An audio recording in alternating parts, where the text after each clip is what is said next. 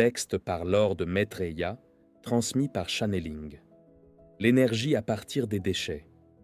Les amis de Gaïa, au prime abord, nous pourrions nous réjouir de cette initiative. Mais je dois m'y arrêter tout de même. Vos déchets peuvent être de l'énergie avec peu de risque d'effet de serre. Seulement, cela peut vous induire en erreur. Je m'explique.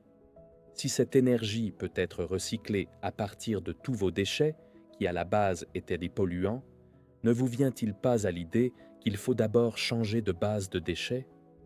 Car en vous écoutant, il n'y a plus de raison pour éviter les déchets polluants qui par miracle ne le deviendraient non plus en les détruisant.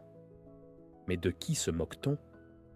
Vos déchets polluants peuvent apporter de l'énergie, mais en les détruisant, la pollution se répand dans l'air et se dépose un peu partout, car rien n'a été inventé à ce niveau de conscience. Alors, lorsque les promoteurs de ce projet vous disent « pollution proche du zéro », ça ne veut pas dire que la pollution est de zéro. Vos déchets doivent provenir de recyclage de matières saines, et vous verrez votre vie changer, car le débat pourra se vanter de s'élever. De plus, tous les déchets ne peuvent engendrer de l'énergie. Là encore, il y aurait matière à dire. Lorsque l'on vous demande de faire le tri de vos déchets, c'est uniquement dans l'esprit de ne pas faire de mélange entre ces derniers qui polluent instantanément. Bien.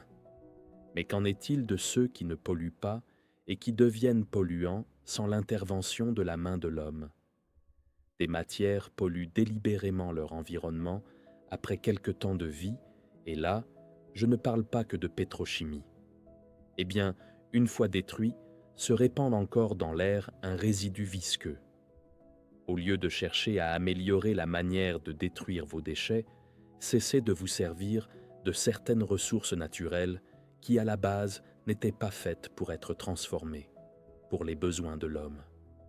Et pour ce qui existe déjà, ma foi, trouvez de quoi détruire sans polluer, avec un risque zéro de pollution en fin de vie de la matière. La destruction aveugle, vous connaissez, mais celle qui pourrait être salutaire, personne n'y travaille réellement. Cessez toute fabrication d'objets polluants. Mes amis, il y a des siècles, nous vivions sans tout ce barda dont on ne sait quoi en faire. Et pourtant, nous vivions bien. Je ne suis pas contre l'amélioration de la vie, mais de là à foncer droit dans le mur, il y a de quoi réfléchir.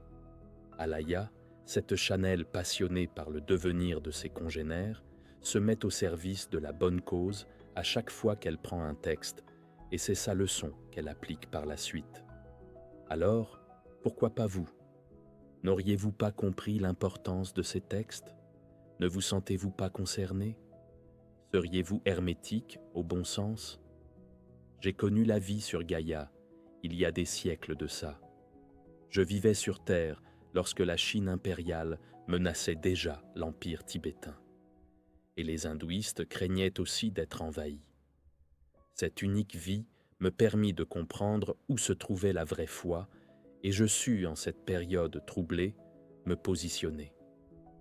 Et si je sus le faire à cette époque, pourquoi pas vous?